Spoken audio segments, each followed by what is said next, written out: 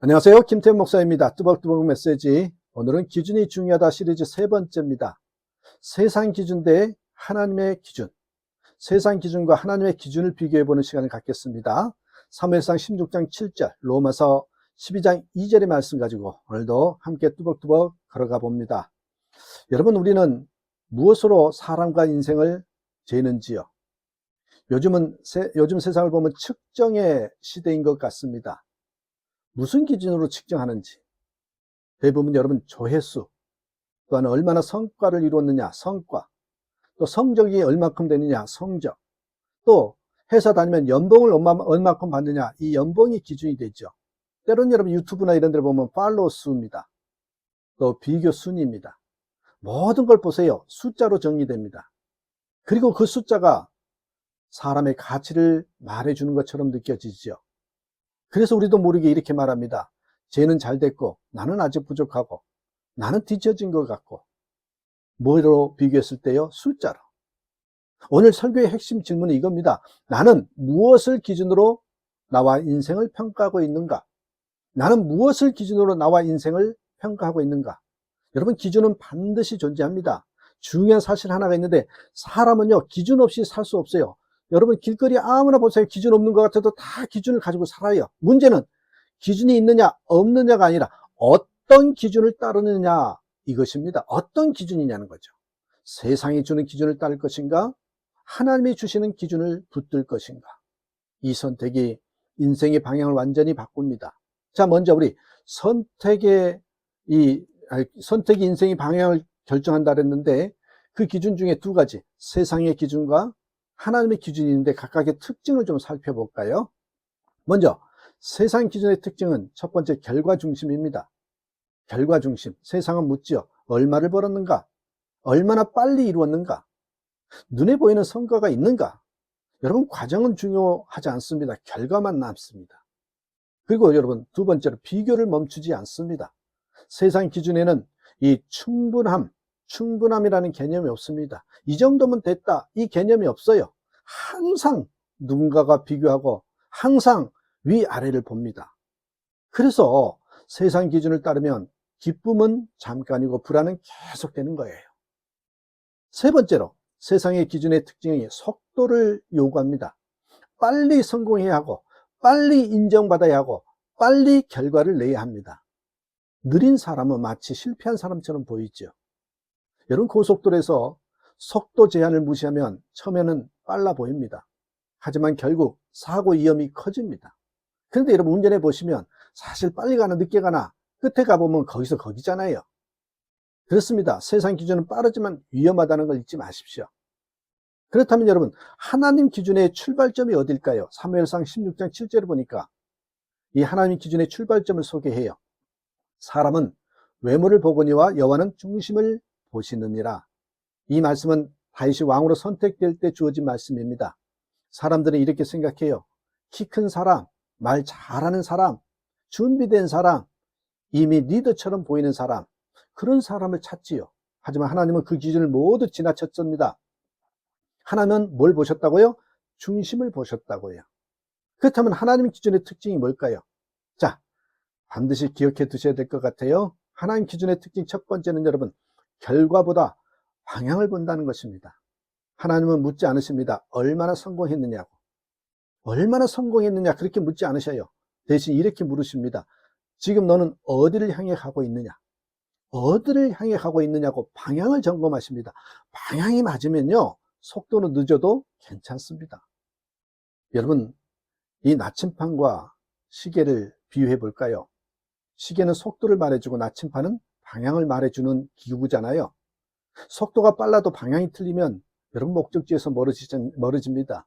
하나님은 우리 인생의 나침반을 보십니다. 두 번째로 여러분, 보여지는 것보다 진실을 보시는 게 하나님의 기준의 특징이에요. 보여지는 것보다 진실을 본다. 사람은 보여지는 모습에 속기 쉽습니다. 말 잘하는 믿음, 열심히 보이는 신앙, 겉으로 반듯한 태도. 하지만 하나님은 보이지 않는 선택을 보십니다.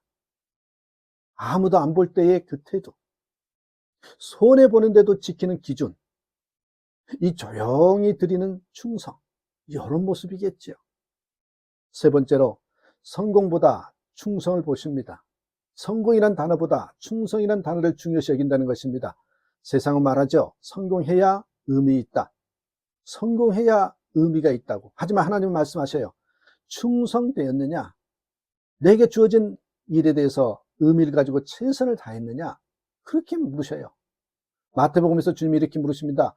이렇게 말씀하셨죠. 그렇게 기준을 세웠던 그 말씀이 잘하였도다 착하고 충성된 종아.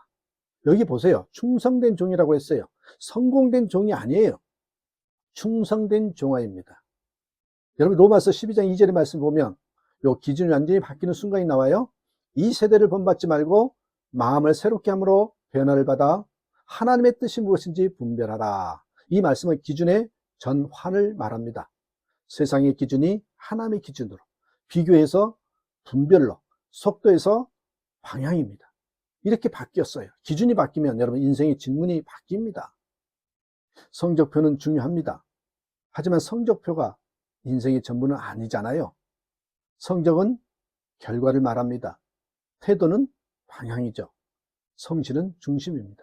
그래서 저는 이렇게 단어를 의미하고 싶습니다. 성적은 결과, 태도는 방향, 성실은 중심.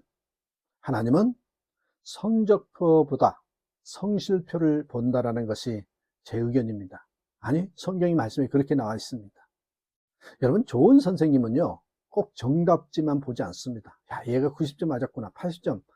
이거만 보는 게 아니라, 때로는 틀린 흔적들, 이렇게 지우다가 쓴 자국들, 또 다시 푼 노력이 보이는 그런 모습들을 봅니다. 그것을 보고 학생의 방향을 보지요. 여러분, 하나님도 마찬가지입니다. 하나님도 우리 인생의 연습장을 보신다는 걸 기억하십시다.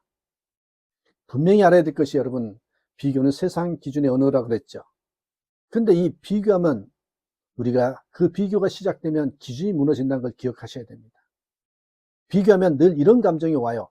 위를 보면 교만해지고요. 아래를 보면요, 자만하고요.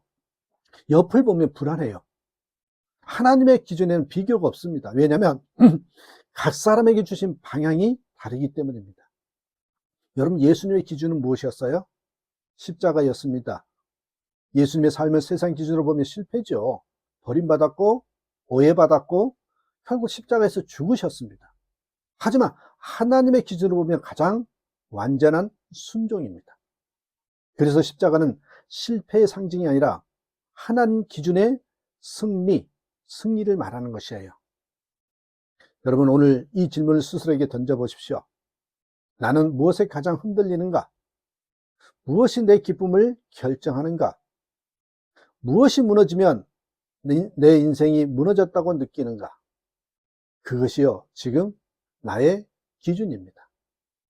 그렇습니다. 같은 인생도요, 어떤 기준으로 보느냐에 따라 색깔이 달라집니다. 세상 기준으로 보면 불안, 하나님의 기준으로 보면 소망이 생깁니다. 오늘 이 한 문장을 마음에 한번 새겨보십시다. 세상은 결과를 묻지만 하나님은 방향을 보신다. 내 방향이 확실하다면 조금 천천히 걸어가도 괜찮다는 걸 기억하시면서 무엇보다도 결과를 점검하는 자가 아니라 방향을 점검하는 저와 여러분 되시기를 주님의 이름으로 축복합니다. 감사합니다.